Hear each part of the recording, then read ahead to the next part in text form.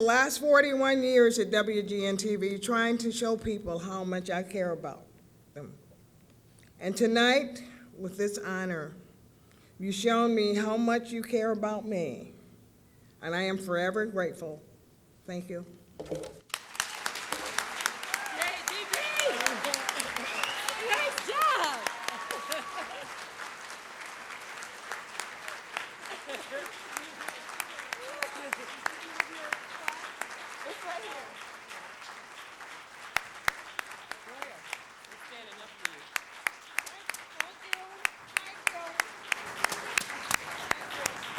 Gloria Brown, as you head back to the table, your husband, Joe Brown, has something awfully romantic for you.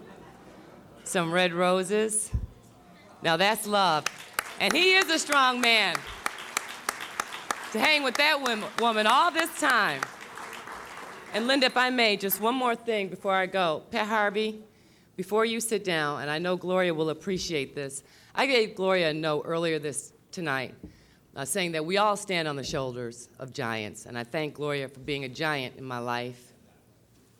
Pat Harvey, when she came to WGN in '84, made some history of her own. She was the first black woman to anchor a primetime late newscast, Monday through Friday at WGN, one of the first black women to do that in the city of Chicago. When I got to WGN, all I heard was, Pat Harvey this, Pat Harvey that. She's so great. Oh, she's an amazing anchor. She's a tremendous reporter. Oh, and she's a wonderful person. And all that time, I've never heard anybody say anything bad about you. And so what big shoes I had to fill when I tried to replace Pat Harvey when she left to go to KCAL. But thank God I've got big feet. And thank God I had people like Gloria Brown to help me. And I just want to thank you, Pat, for setting the bar, setting the standard, and being a role model for women like me. I love you, and I'm grateful for you.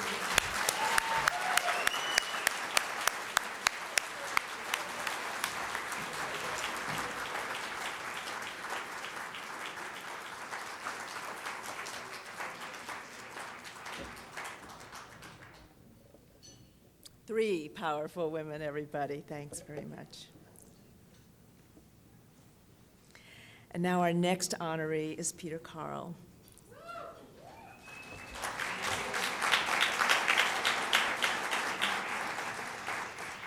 I don't think Peter knows this, but for the 5 years that I worked at Channel 5, I was scared to death of him. I was. It's taken a lot of years and me getting a lot older to be a little less afraid of him. And why? When I got there, Peter was the investigative reporter. He did all of the hard stories. Politicians got so mad they yelled at him. And then I saw politicians afraid of him. He was God, as far as I was concerned. And I'm glad the years have passed, and I'm not so afraid of you anymore, but I've always loved you, Peter. Now, making the presentation to Peter tonight are Marcia Bartel and Dave Beatty. Marcia was an award-winning investigative journalist at NBC5. She went on to produce for NBC's Dateline. David Beatty, an award-winning producer at Channel 5, before he then co-founded Karl Productions. Please welcome Marcia and David.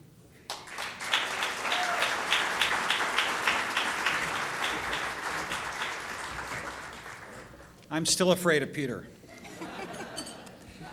Marcia, it is truly a pleasure to be working with you again. You know, we have a lot in common. As producers, it's our job to get things done. And for many years, we have worked with a man, Peter Karl, and his job is to stir things up. And boy, did he stir things up. Peter has been called the scum of the earth, sleazebag by some of the most powerful politicians in Chicago. A South Side drug dealer put a contract out on his life. Peter is the only person I know who can rub the bald head of a Chicago mobster, Jackie the Lackey Cerrone, and live to tell about it. He's tough, he's aggressive, fearless. Peter is never subtle. Never subtle. No, even to this day, Peter drives a loud Harley. He sets his cell phone to the most obnoxious ringtone possible. And at most occasion, he arrives wearing a brightly colored pair of plastic beach shoes. Peter once told me that he loved working in Chicago because you could reach down in the gutter and pull out a story. He didn't shy from exposing corruption or challenging government flaws. He had no problem asking the tough questions. When the battered bodies of the Spilatro mob brothers were found in a shallow grave in an Indiana cornfield, Peter had only one question: baseball bat? Speaking of tough, we now have less than 3 minutes to finish extolling the virtues of Peter's career. 3 minutes. Marcia, do you think in his entire career, Peter ever wrote a script that came under 3 minutes? Never. The first script I wrote with Peter, our friend and colleague, Doug Longini, took me aside and said, "It's absolutely wrong. Peter," he said, "is like Mickey Spillane. The dame walked in the room." Using that simple, straightforward style, Peter broke some of the most significant investigative stories in Chicago broadcast history. During his days at Channel 7 and then at Channel 5, Peter and his investigative team took on court cheats, accident swindlers, slum landlords, foster child abusers, and defective bolts. He was the first to report on Operation Greylord, the wide-ranging probe of court corruption.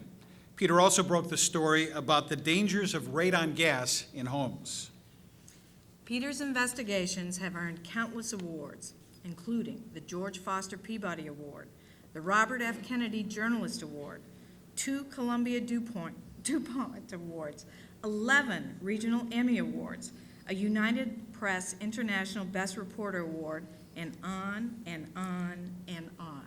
And for the past 15 years, Peter has headed up Karl Productions. Peter and I and a small staff of video production pros have serviced more than 90 corporate and government clients. The signature project has been Crime Watch, the ongoing community policing news magazine. It's with great pride that we present the career and the credentials of Peter Karl for induction into the prestigious Silver Circle. Making it even more special is the fact that you have your lovely daughters with you, your sisters, your family, your colleagues, and friends to witness this event.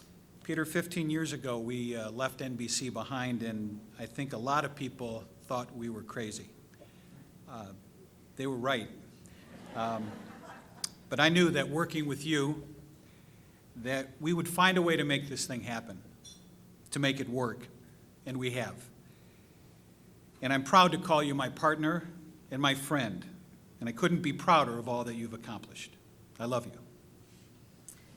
Peter, there's no one who deserves this honor more.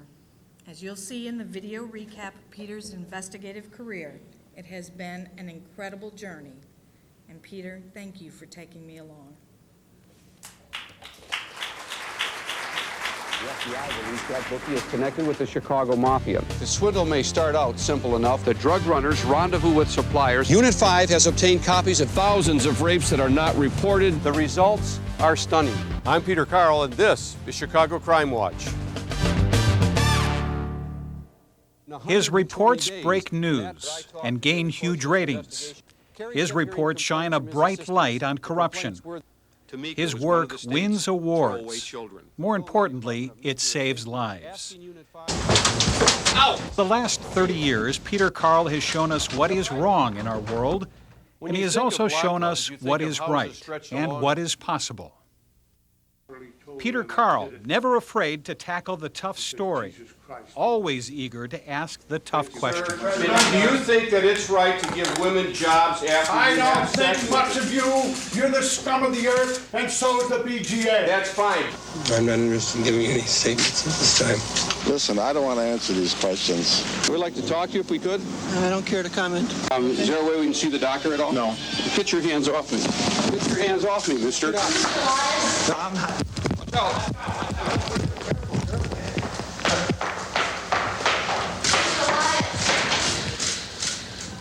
Peter's stories made headlines, locally and nationally. I'd like to say when we were at housing court, we asked Mr. Incapero to take us to the building at 28 through 36 North Waller and show us what he has done to the building so that we could report his side of the story.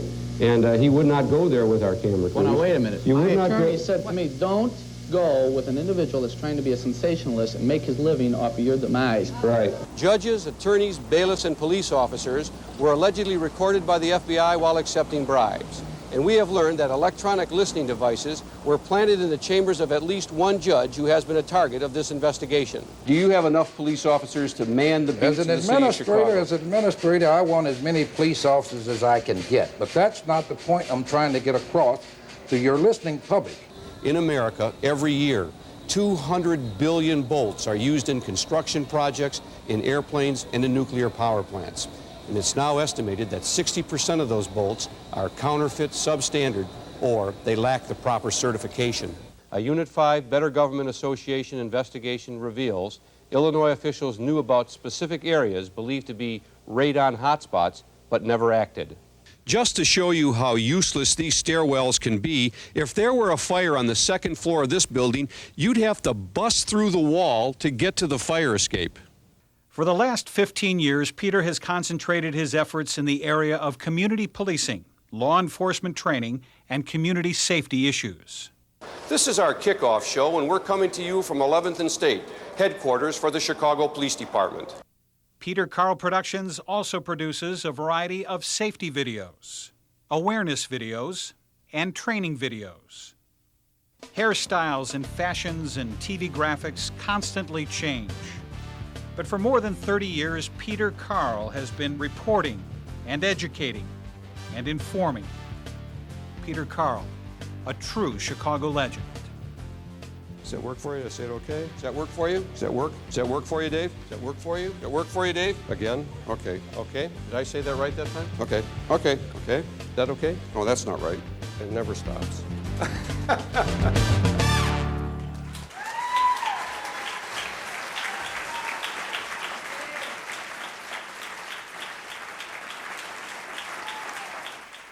Peter Karl,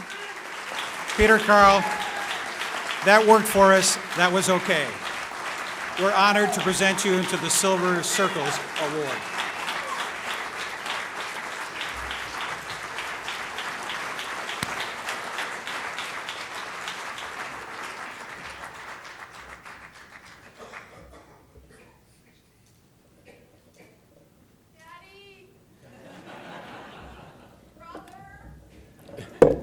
Whoa. When Jim Dish called me to tell me that I'd won this thing or that I was going to be inducted in this thing, you might not know this, but I'm a degenerate horse player. And I was at the OTB drinking beer on a Saturday afternoon, and I thought it was all a setup and a joke. And I said, yeah, call me on Monday. You know, I had no idea. And he called on Monday, and I was like, whoa, dude. I mean, it's like shocking, and it really is quite an honor. My sisters came in from Detroit, and I knew it had to be something special because, like when I was a teenager, they used to stop me on my porch, grab my ears, make sure that all the wax was out, my fingernails were clean before I went out on a date, and then always said to me, remember, don't do anything to any woman that you wouldn't want to do to you wouldn't want somebody to do to your sister. I said, oh, that's a great way to start off a night, right? But it's I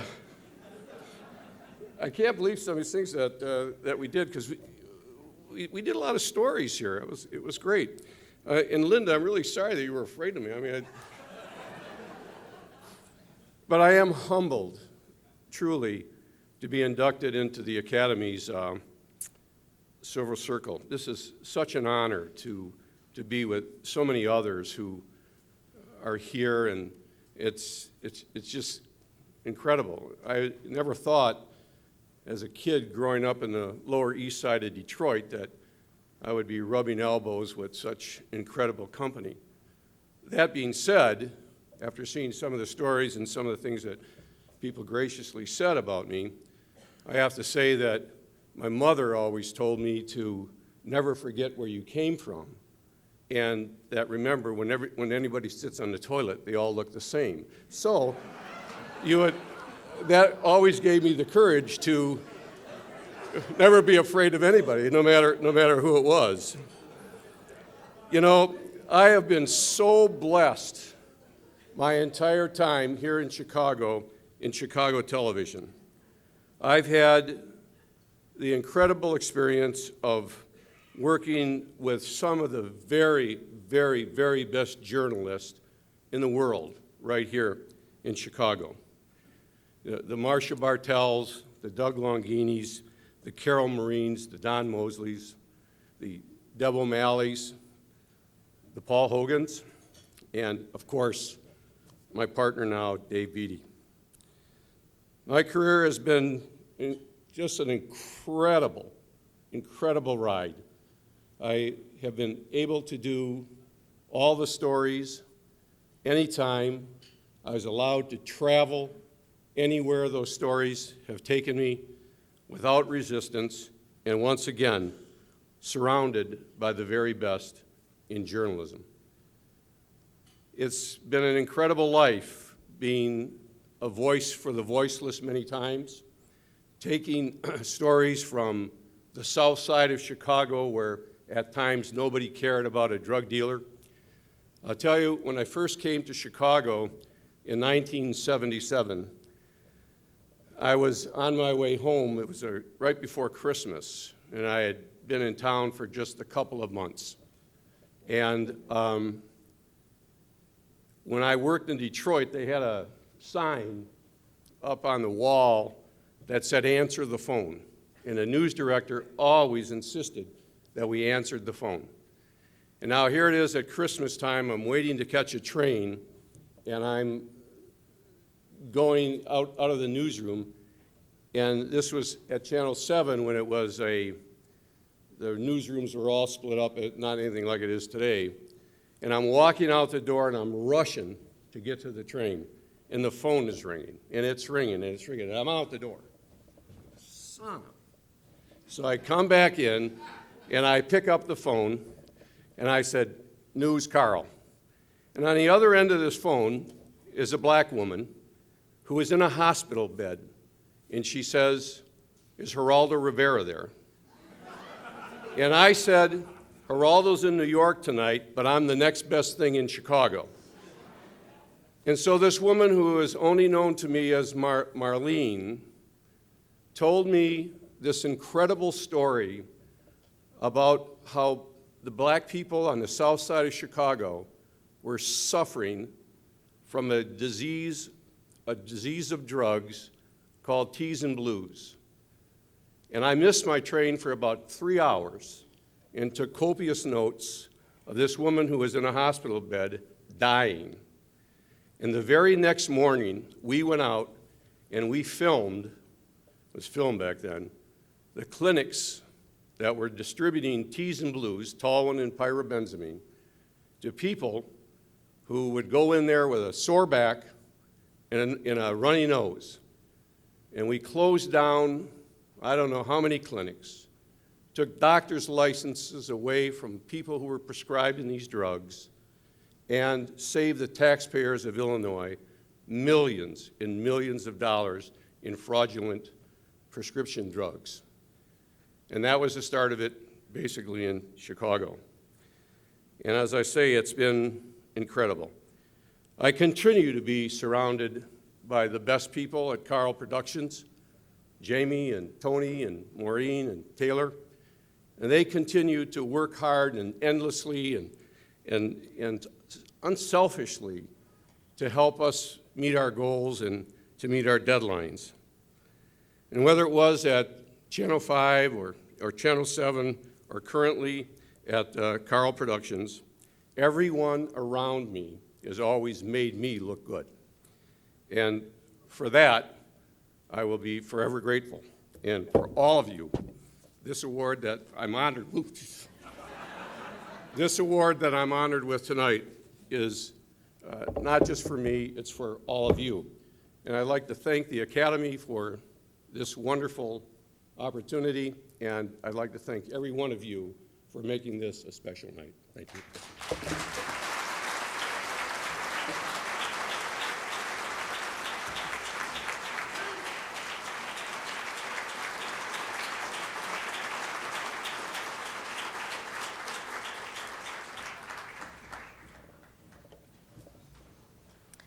So, Peter, I told you earlier tonight that I still watch you.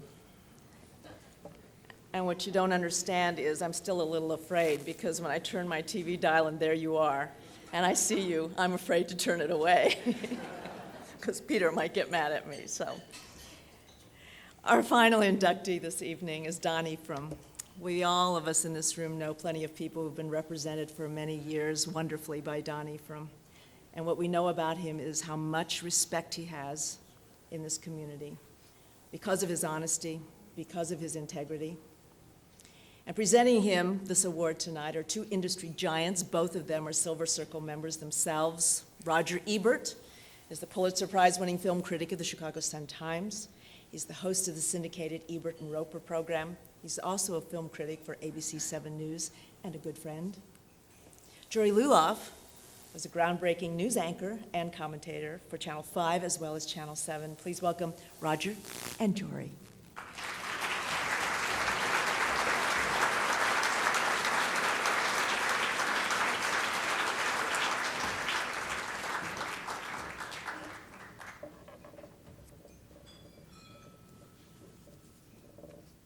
What a lovely evening this is, and how good it is to see so many old friends. It's really quite wonderful.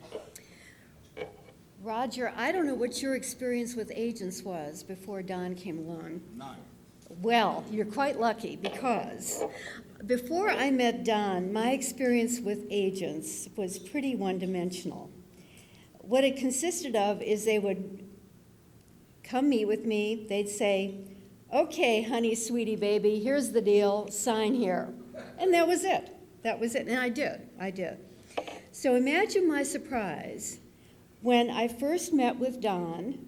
He invited me to his office. He canceled all calls for 2 hours, and the subject on the table for the next 2 hours was, "Jory, what do you want to do?" Now, nobody had ever asked me that before. Nobody in the whole business of television had ever before cared about what I wanted to do. So that was quite amazing. This is part of what makes Don so special. He goes way beyond the quick deal, the quick buck. He approaches things with such depth, and he's a real rarity in Chicago, in television anywhere. So Don is indeed a super agent, as we all know. He's very well known as a super agent. But more than that, he's a man of great intelligence and great depth, and he's also an extraordinarily good friend. And it's my great honor to be here tonight to present him.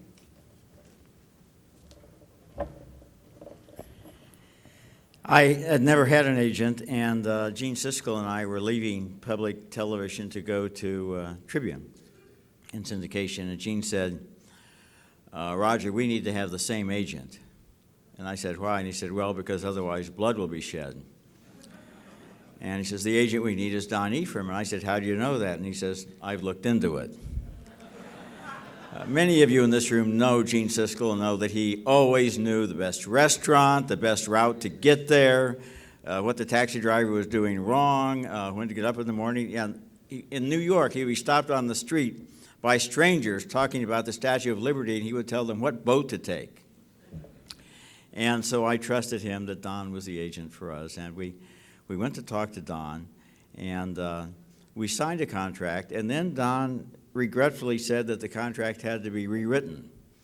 And we wondered why that was, and he said, "Well, because it came to 2/3 of a cent, which would round out in our favor, and they rounded it down to their favor." And I said, "You're going to rewrite the whole contract because of 1 penny?" He says, "Raj, it's not the penny, it's the principle of the thing." And that was Don to a T, because Don was absolutely honest and ethical and exacting in details like that. And he shepherded us from public television toward Tribune, and then from Tribune to Disney.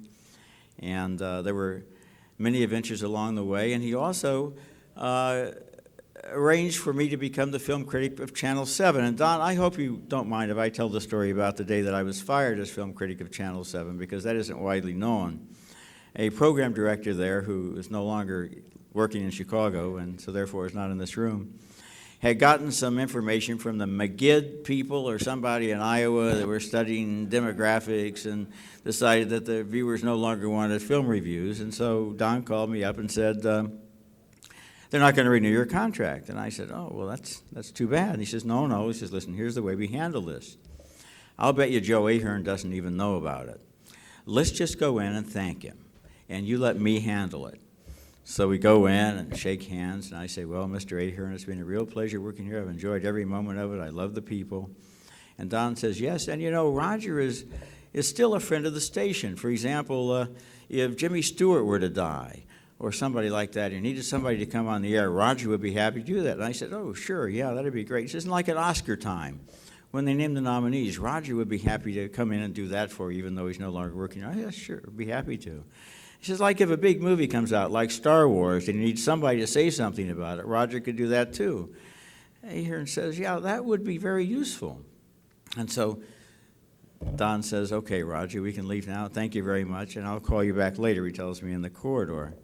That night he calls back and he says, well, Raj, you're going to be doing a little bit less work, but I got you some more money. And that's Don.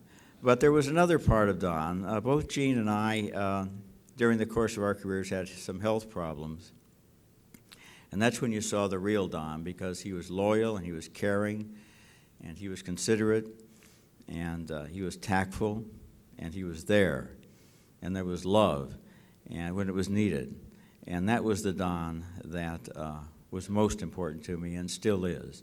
A great agent, runs a tough ship, but also with a real big heart. Don, it's a real honor, I'm sure, for Jory and I and all of your other clients who are over there, Johnny Morse and so forth, to thank you tonight. Here's some film. Don Ephraim is among the top media agents in Chicago and indeed the nation. He fights hard for his clients while giving back to the television industry through service to the TV Academy and support of its scholarship programs.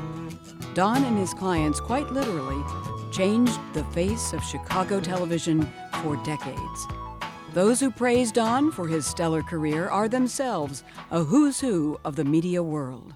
Here are the top 5 reasons why my general managers did not want to negotiate with Don Ephraim. Number 5, they had to start doubling their doses of liquid Maalox.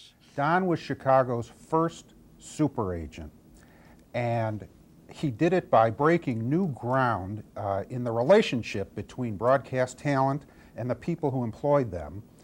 And he did it by combining a keen intellect, shrewd negotiating skills with genuine compassion and sincerity and respect, not only for his clients, but for the people he was negotiating with. I said, Don, why don't you try and help me out, and let's see what kind of contract I can get with CBS. Well, the rest is history. He said, I'll give it a shot, and he did a great job for me. He was very creative when it comes to contracts, and eventually the word kind of spread, and other television personalities and radio personalities hired Don, and he became the best in the business here in Chicago. Number 4, for the first time, they actually had to read the contract.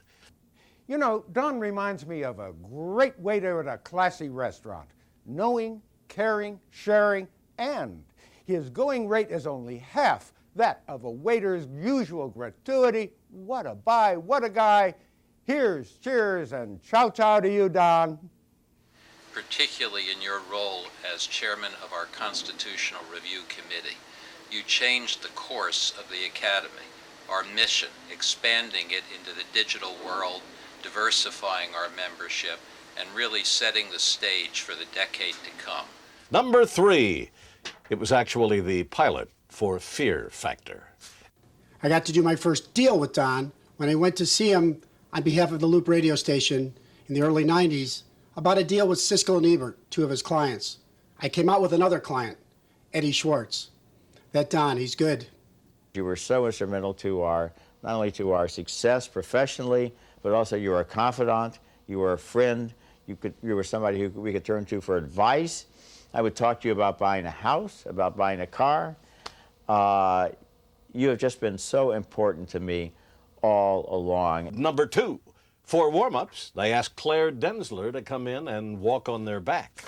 I thank him forever for getting me involved with the Natus Scholarship Program, which Don takes very, very seriously. I remember him calling and saying, "Say, would you consider getting involved in this?" And I know how seriously Don takes the commitment to young people who are looking for a career in broadcasting, and the commitment to helping these young people educate themselves in this very expensive world of higher education that we face today. He was a tough negotiator, maybe a little like Andre Gromyko.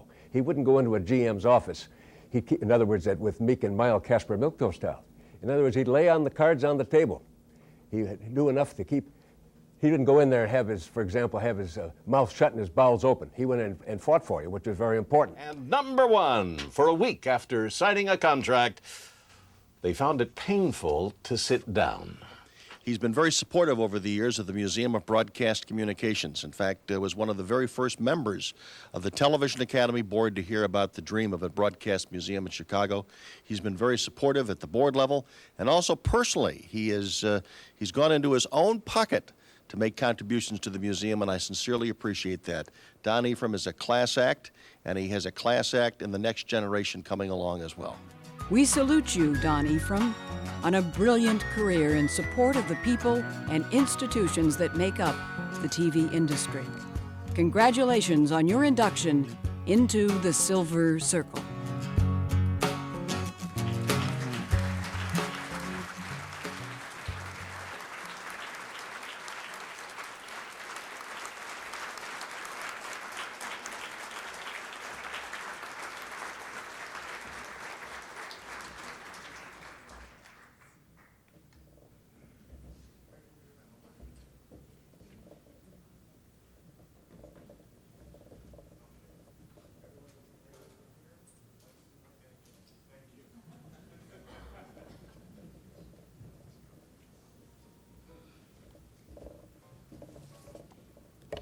Thank you very much.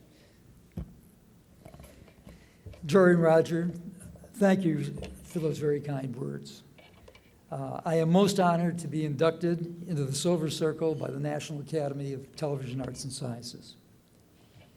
It is all the more meaningful to me because I'm a lawyer, and I do not play one on TV.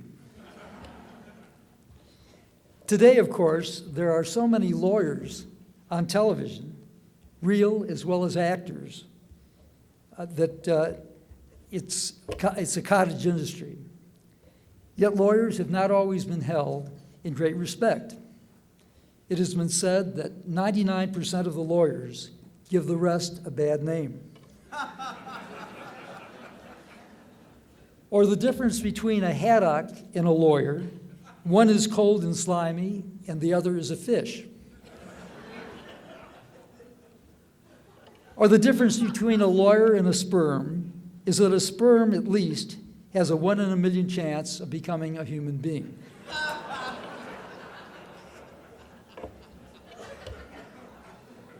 Well, I'm quite appreciative that you feel I may have overcome some of these traits. I've been in practice as a lawyer and CPA for over 50 years. I started practicing as a lawyer specializing in income taxation and estate planning, and one day, a Chicago Bear football player was referred to my office for an estate plan. That player was Johnny Morse. When later in the year, at the start of the NFL season, Johnny got an offer from CBS 2 to do football commentary on the Sunday night newscast, Johnny called me asking whether I could handle and negotiate a talent contract. I told him that I hadn't done so before, but I would very much like to try, and he said, go. It was an enlightening experience. The then management of WBBM TV told me I was inexperienced and dumb, that I did not understand that contracts in this industry were not fair, that they were one-sided in favor of the stations and networks, and that I had to learn to accept this. Well, I've gotten more experienced, but I've still remained dumb. And I've made sure that my sons, Elliot and David, who are carrying on the practice, remain dumb as well. Over the years, I was successful in modifying contracts to limit rights of first refusal and non-compete clauses, and in providing for termination of contract if the on-air talent is not given airtime. I was among the first to free up television anchors to simultaneously work on a competing network or station, and I take secret pleasure in seeing terms which I negotiated over the years becoming accepted as standard in today's agreements. I've been accused of single-handedly raising the payrolls of Chicago TV stations. If that is so, I happily plead guilty. From those humble beginnings, Johnny recommended me to a number of his co-worker talent, and all of a sudden, I became a media lawyer. I can truly say of Johnny Morris, were it not for him, I would have no talent.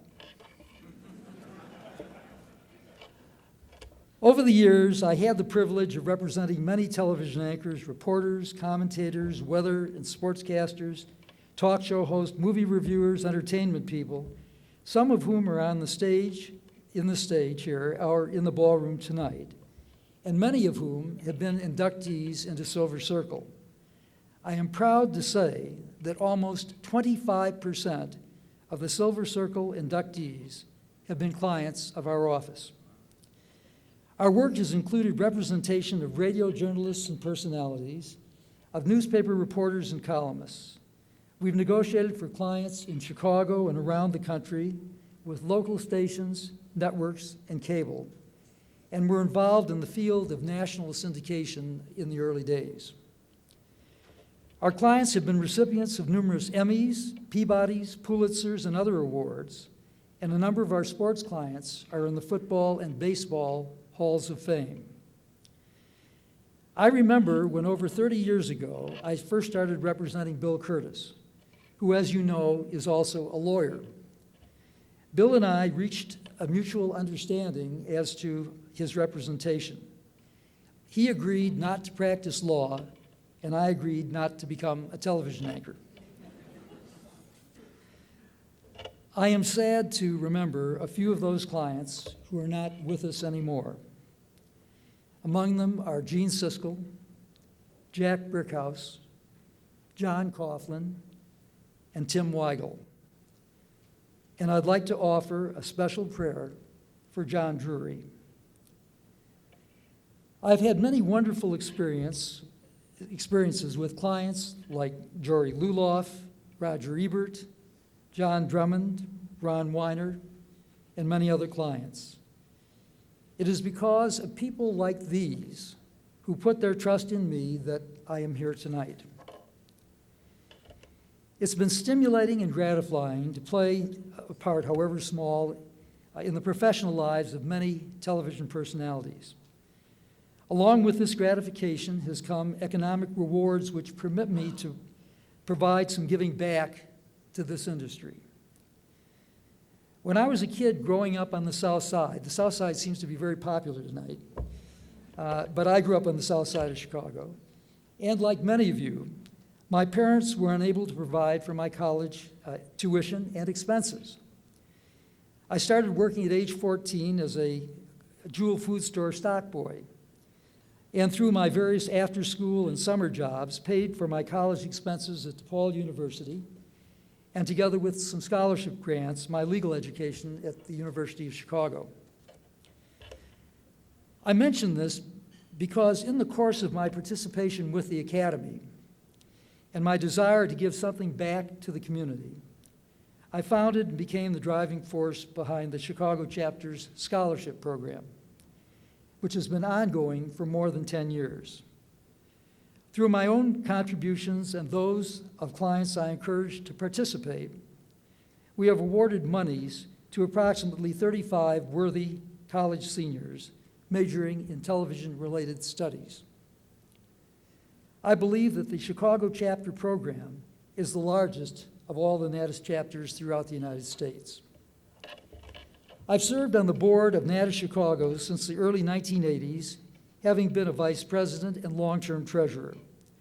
When I first came on the board, there was no systematic method of handling funds and virtually no reporting of income or expense.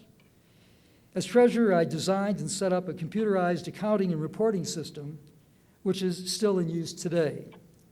Our law firm has continuously volunteered service to write checks, handle funds and investments, and report monthly finances over these long years, and still does so today. And my son David is currently treasurer. I've served on numerous committees over the years as well, and my fellow governors honored me with the Natus Governor's Award in 1994. I've served on the National Board of Governors of the Academy of New York City for 6 years, and I'm most proud of being working chair of the Constitutional Revision Committee in 2003 and had the privilege of redrafting the Constitution and bylaws that presently govern the National Natus, and which widen its scope to cover some of the new media for which you will see Emmys in the future. I'll leave you with one story. A man recently went to a lawyer for help. "What are your fees?" he asked. $500 for 3 questions, answered the lawyer. "That's pretty expensive, isn't it?" said the man. "Maybe," said the lawyer. "So what's your 3rd question?"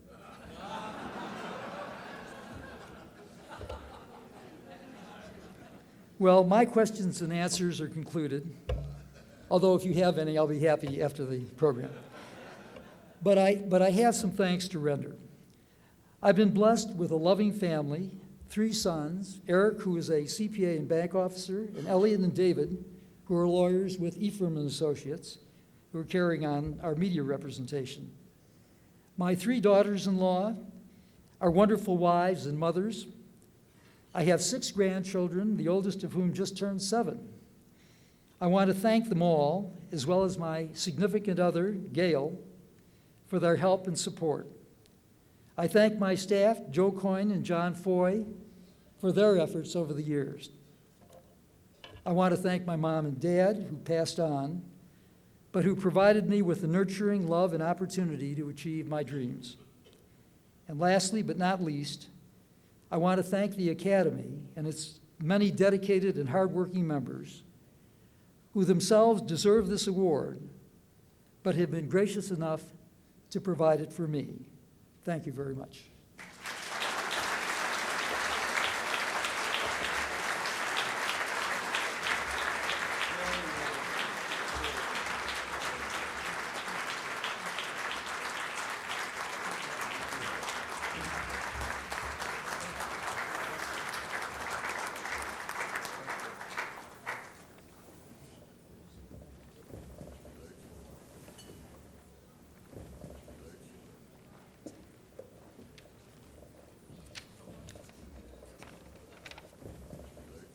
Don, for all of the talent in this room who have discovered and know that you have raised the payroll of all of the stations in this city, we thank you. And everyone in this room knows what a great news town Chicago is, but everyone in this room also knows what a tough town this can be. And for Don, Theresa, Charlie, Roger, Gloria, Peter, that you have made it in such a wonderful, wonderful way in this town. We thank you. And for the rest of us 74 who are already members of the Silver Circle, you do us great honor to enhance the reputation of the Silver Circle. We thank you. A little personal note for just a moment, if I might. To those of you who remember John Drury tonight, I want to thank you for remembering him. And for those of you who think of him, say a prayer. And as you think of him, write a note, because it will be read to him, okay? And send it. That would be wonderful. This has been a great evening, everybody. I hope you've had a great time. We've been so happy to honor 6 people that all of us care so much about. Say congratulations to them again, and we hope to see you next year. Good night, everybody.